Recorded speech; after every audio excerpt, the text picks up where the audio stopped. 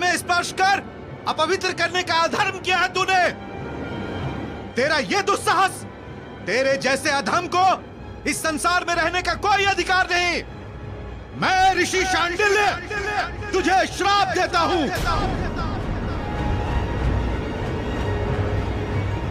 कि कल सूर्योदय के साथ तेरी मृत्यु हो जाएगी। मृत्यु हो जाएगी तेरी कल सूर्योदय के साथ। मैं ऋषि शांडिल्य तुझे श्राप देता हूं कि कल सूर्योदय के साथ तेरी मृत्यु हो जाएगी। मृत्यु हो जाएगी तेरी कल सूर्योदय के साथ।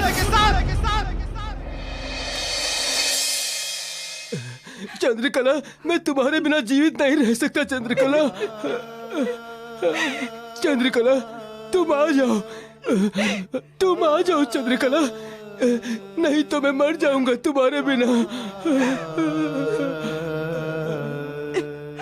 मैं ही दोषी हूँ। आज जो कुछ भी हुआ है मेरे कारण ही हुआ है। ना मैं इन्हें वहां लेकर जाती, ना ये श्राप की घटना घटती। मेरे पति की मृत्यु का कारण मैं ही हूँ, स्वयं मैं। संभवतः मुझे मेरे पिता के द्वारा दिए गए श्राप का ये प्रथम चरण है। एवं प्रतीत हो रहा है कि धीरे धीरे मैं अपने कुल के विनाश का कारण बनूंगी। श्राप सत्य होगा। मैं कुल घातिनी, कुल नाशिनी एवं कुल कलंकिनी बनूंगी। मेरे कारण मेरे माता पिता का जीवन भी संकट में होगा। मेरे वियोग में न जाने मेरी माँ का क्या हाल होगा। वहाँ गंधर्व लोक में न जाने क्या हाल होगा। क्यों ऐसे मौन खड़े हैं आप? उसे रोकिए, पुत्री है वो हमारी। नहीं, उसे अपने किए का दंड भुगतना ही होगा। उसे धरती लोक में जाना ही होगा एवं धरती लोक में जो प्रथम पुरुष उसे मिलेगा उससे विवाह करना ही होगा। एवं धरती लोक में जो प्रथम पुरुष उसे मिलेगा उससे विवाह करना ही होगा।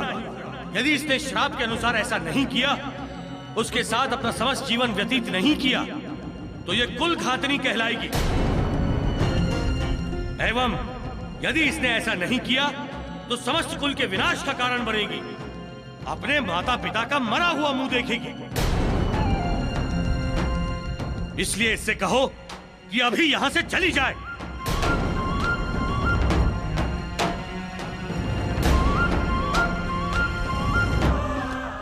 पिताश्री, संभवतः आपने मुझे श्राप दिया होगा, किंतु मैं उसे आपके आशीर्वाद के वचन मान अपने साथ लेकर जा रही हूँ। मैं आपके श्राप को आपकी आज्ञा मान पालन करूंगी। मैं कभी भी आप पर अथवा अपने कुल पर आंच नहीं आने दूंगी।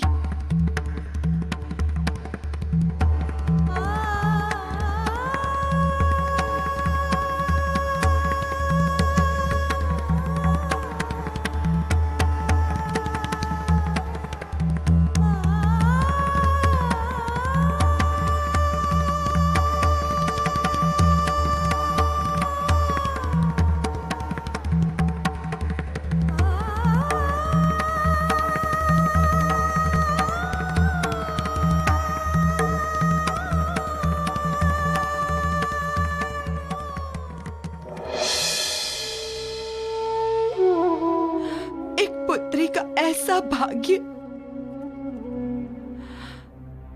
जो अपने पिता के श्राप को जीने पर विवश है। यही तो मेरे पिता ने कहा था कि यदि मैंने अपना समस्त जीवन अपने पति के साथ नहीं बिताया तो मेरे कुल का नाश हो जाएगा। नाश हो जाएगा मेरे कुल का।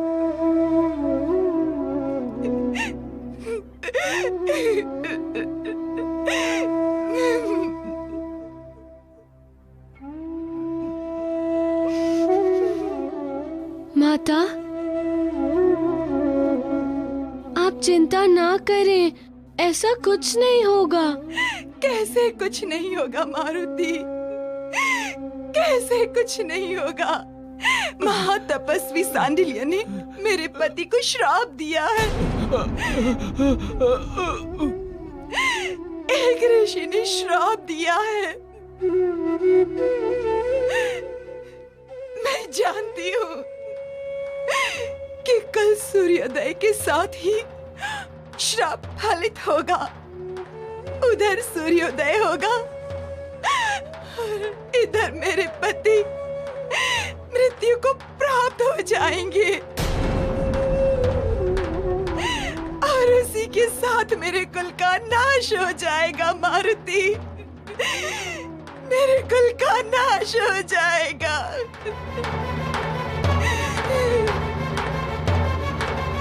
और जब से सृष्टि का निर्माण हुआ है, ऐसा कभी नहीं हुआ कि सूर्यदेव का उदय ना हुआ हो। अतः सूर्यदेव का उदय भी अटल है एवं मेरे पति की मृत्यु भी। माते, आपका पत्नी धर्म, आपकी निस्वार्थ सेवा धर्म, आपका त्याग, आपकी निष्ठा, आपका समर्पण कुछ भी निष्फल नहीं जाएगा। आपके पति कामेश्वर की मृत्यु तब होगी ना जब सूर्यदेव का उदय होगा, और यदि सूर्यदेव का उदय ना हुआ तो?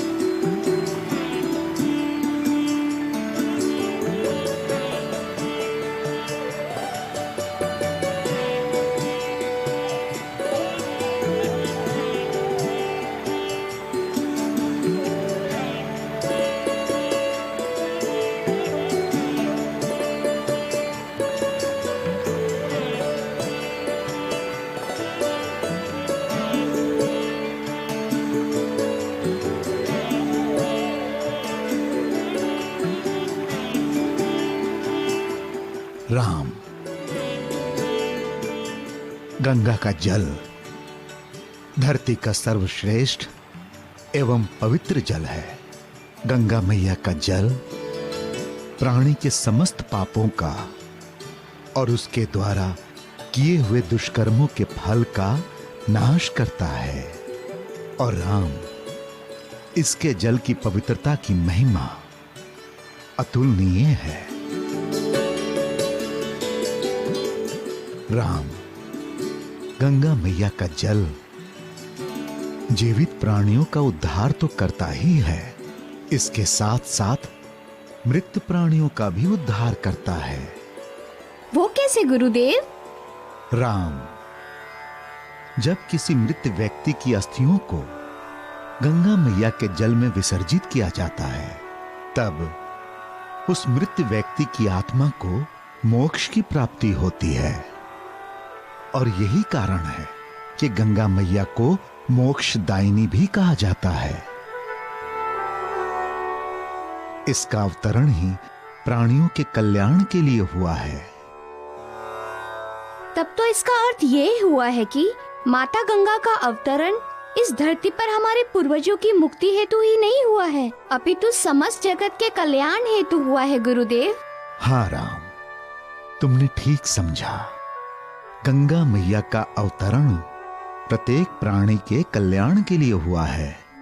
तुम्हारे पूर्वज तो माध्यम बने इस जगत के कल्याण के लिए। अच्छा गुरुदेव, फिर क्या हुआ जब महाराज भागीरथ के साथ माता गंगा हिमालय से चली तो? जब हिमालय से चली तो महाराज भागीरथ के पीछे ऐसे चल पड़ी जैसे किसी मार्गदर्शक के पीछे पीछे यात्रा का नया यात्री चलता है।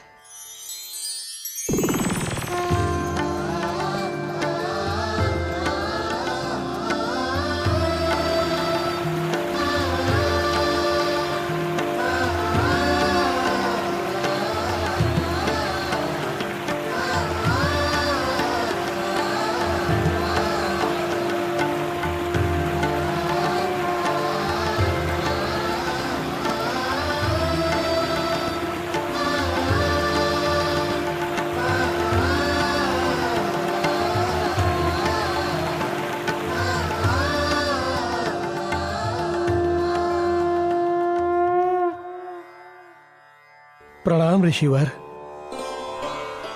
कल्याण हो।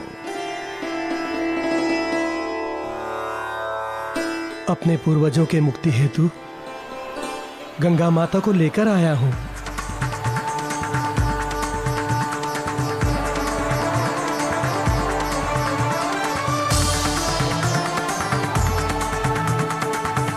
आप अनुमति प्रदान करें ऋषिवर। अनुमति है।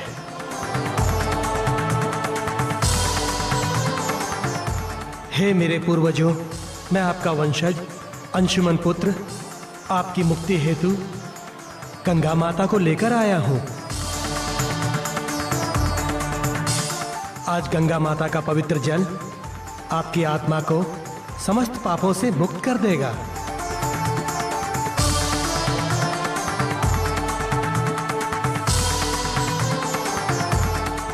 हे माता गंगे, अब आपसे विनती है कि मेरे पितरों की आत्मा को अपने पवित्र गंगा जल से मुक्ति दे दीजिए।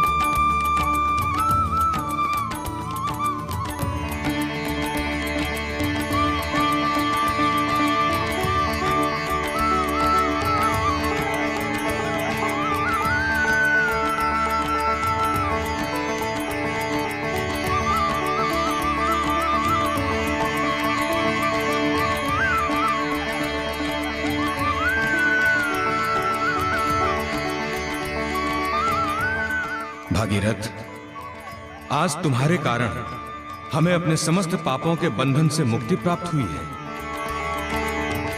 उस पाप के बंधन से भी जिसके कारण कपिल मुनि ने हमें दंडित किया था। तुम धन्य हो भागीरथ, तुम धन्य हो। धन्य मैं नहीं, धन्य तो माता गंगे हैं, जिन्होंने अपनी कृपा की। मैंने तो अपने धर्म का निर्वहन मात्र किया है।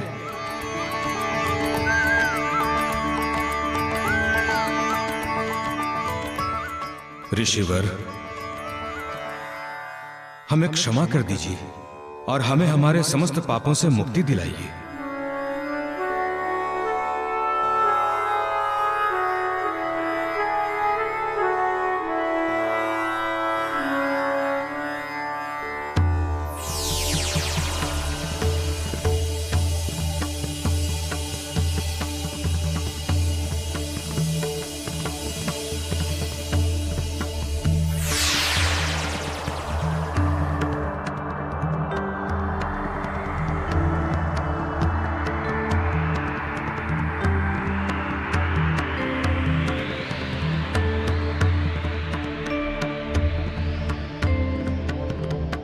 भगीरथ, आज जो तुमने ये आदर्श स्थापित किया है वो सदैव स्मरण किया जाएगा तथा तुम अयोध्या कुल के एक महान वंशज के रूप में जाने जाओगे।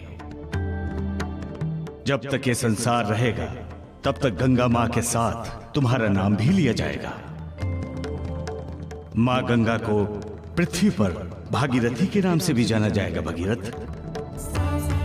भगीरथ, मां गंगा के साथ तुम सदैव रहोगे, सदैव। प्रणाम ऋषिवर। तुम्हारा कल्याण हो।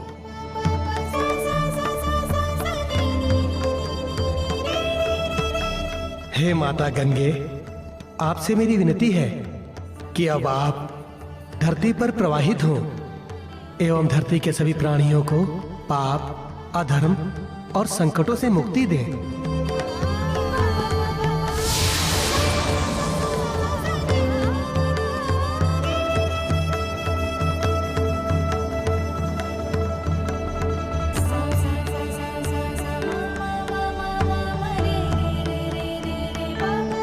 प्रणाम माते।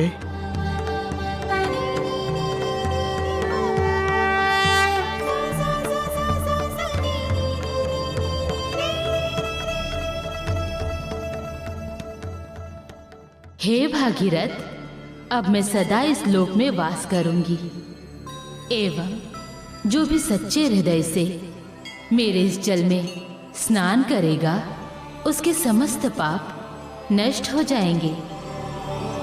जय हो मां गंगे, जय हो। मैं जीवित नहीं रहूंगा, मैं मर जाऊंगा। कल सूर्योदय के साथ मेरी मृत्यु हो जाएगी। मैं जीवित नहीं रहूंगा चंद्रकला, नहीं। कल का दिवस मेरे जीवन का आखिरी दिवस होगा।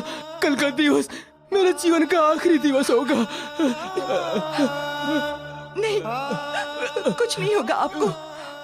आप चिंता मत कीजिए, मैं हूं ना। मैं आपको कुछ नहीं होने दूंगी। आप जीवित रहेंगे। नहीं रहूंगा जीवित, मैं जानता हूं। कल का दिन मेरे जीवन का अंतिम दिन है। मैं अपनी प्रेयसी चंद्रकला की राह देखता हुआ मर जाऊंगा। शांडिल्य जी ने मुझे श्राप दिया है। मैं जानता हूं उनका श्राप कभी विफल नहीं जाएगा। कल सूर्योदय के साथ मेरी मृत्यु हो जाएगी। मेरी मृत्यु हो जाएगी। मैं जीवित नहीं रहूंगा, नहीं रहूंगा। नहीं, ऐसा हो ही नहीं सकता। ऐसा नहीं होगा स्वामी। आप व्यर्थ में चिंता कर रहे हैं स्वामी।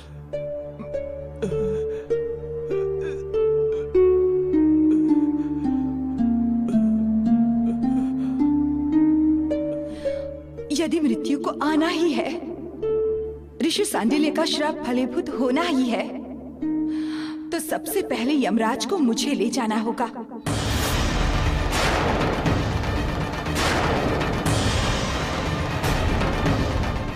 आपसे पहले मृत्यु मुझे प्राप्त होगी।